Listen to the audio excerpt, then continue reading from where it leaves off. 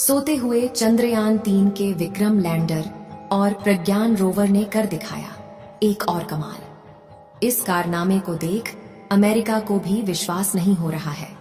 दोस्तों, जैसा आप सभी को पता है कि 4 सितंबर के दिन हमारे चंद्रयान 3 को इसरो के वैज्ञानिकों के द्वारा रेडियो सिग्नल के जरिए स्लीप मोड में डाल दिया गया था।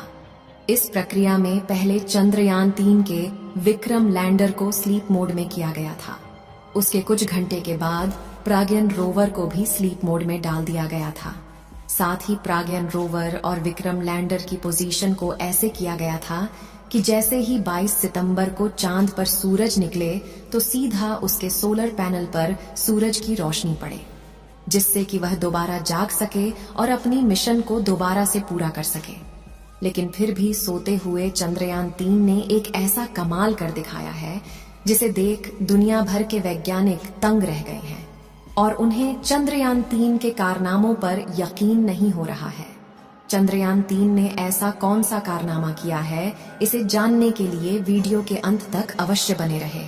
इसरो के वैज्ञानिकों ने विक्रम लैंडर को स्लीप मोड में डालने से पहले एक और कमाल कर दिखाया था, जिसमें चंद्रयान 3 के विक्रम लैंडर के चारों थ्रस्टर्स यानी इंजन को चालू करके इसे 30 से 40 सेंटीमीटर ऊपर की तरफ उठाया जाता है और उसके बाद इसके स्थान को चेंज करके इसे दूसरी जगह पर लैंड कराया जाता है। आपको जानकारी के लिए बता दें कि चंद्रयान 3 के लैंडर को दोबारा से उड़ने के लिए नहीं बनाया गया था। इसका मकसद केवल एक बार चांद की सतह पर सॉफ्ट लैंडिंग करना था।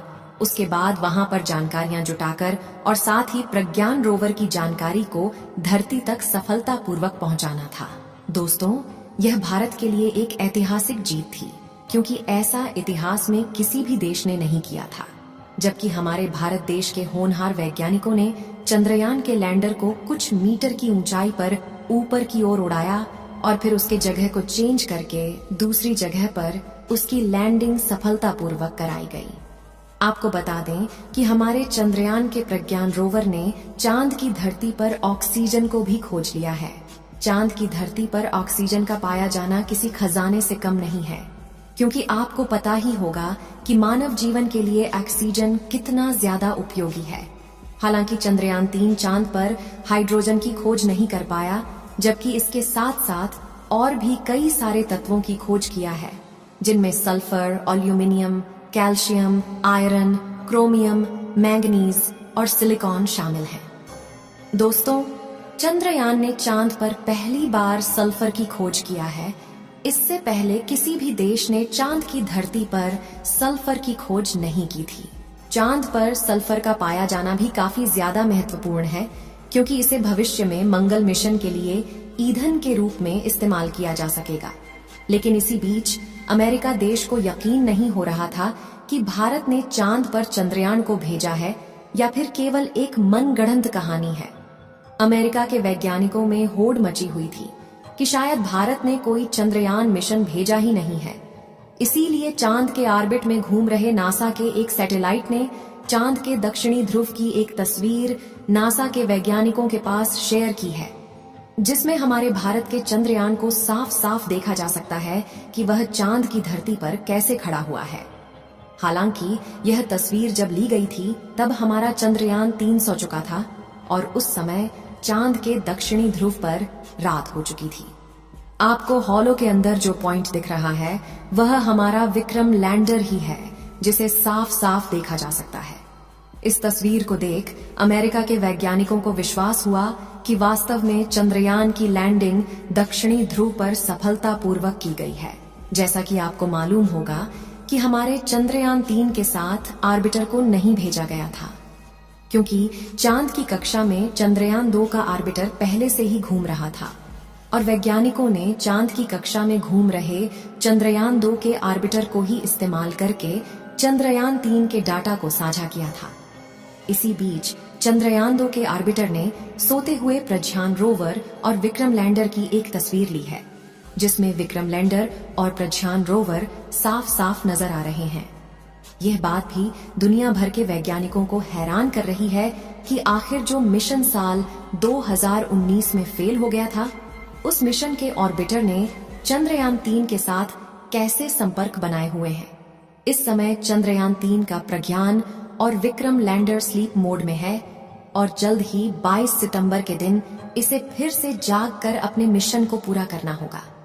जैसा कि आपको मालूम होगा कि चंद्रयान के प्रज्ञान रोवर का चांद पर हाइड्रोजन की खोज करना बाकी है, लेकिन वैज्ञानिकों का कहना है कि वह प्रज्ञान रोवर और विक्रम लैंडर का चांद पर पुनः जागना नामुमकिन सा लग रहा है, क्योंकि इस समय चांद का तापमान लगभग -250 डिग्री सेल्सियस तक पहुंच चुका है और ऐसे में चंद्रयान 3 के उपकरण सही सलामत रहे ऐसा हो सकता है।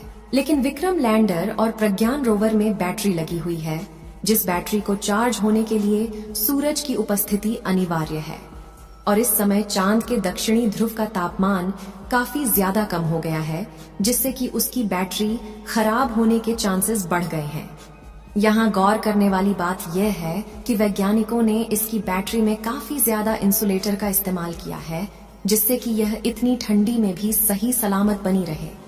लेकिन -250 डिग्री सेल्सियस की ठंडी को झेल पाना इतना भी आसान नहीं है।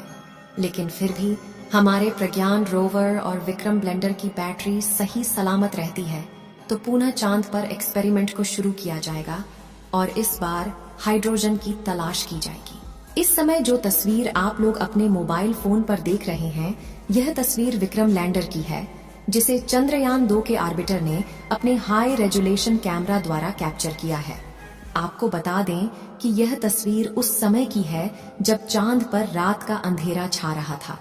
इसमें आप देख रहे हैं कि चांद की सतह अंधेरा होने के कारण कैसे चमकदार दिखाई दे रही है। जिस समय चंद्रयान का प्रज्ञान रोवर अपने एक्सपेरिमेंट को कर रहा था, तो उस समय चांद का तापमान 20 से 35 डिग्री सेल्सियस के बीच था। ऐसी में भी प्रज्ञान रोवर को जितना समय मिल पाया, उन्होंने इतने समय में कुछ तत्वों की खोज की और वहां के टेम्परेचर की जानकारी को वैज्ञानिकों तक भेजा था और साथ ही वहां के प्लाज्मा रेडिएशन के बारे में भी स्टडी करके विक्रम लैंडर ने जानकारी दी थी। अब चांद के दक्षिणी ध्रुव पर 22 सितंबर के दिन सूरज उगेगा और सूरज की पहली किरण पड़ने के बाद प्रज्ञान रोवर और विक्रम लैंडर जाग उठेगा। विक्रम लैंडर और प्रज्ञान रोवर के सारे आउटपुट सिग्नल को ब्लॉक कर दिया गया है। केवल विक्रम लैंडर के इनपुट सिग्नल को चालू रखा गया है, ताकि जब 22 सितंबर के दिन चांद पर सुबह हो तो वैज्ञानिकों के द्वारा रेडियो सिग्नल के जरिए दोबारा से चंद्रयान को जगाया जा सके। और अगर विक्रम लैंडर सही सलामत रहा तो रेडियो सिग्नल का जवाब वापस धरती तक आएगा। इस वीडियो को यहीं पर खत्म करते हैं। आप सभी लोग चंद्रयान 3 के दोबारा से जागने की दुआएं कमेंट में करते रहे, ताकि हाइड्रोजन की खोज की जा सके।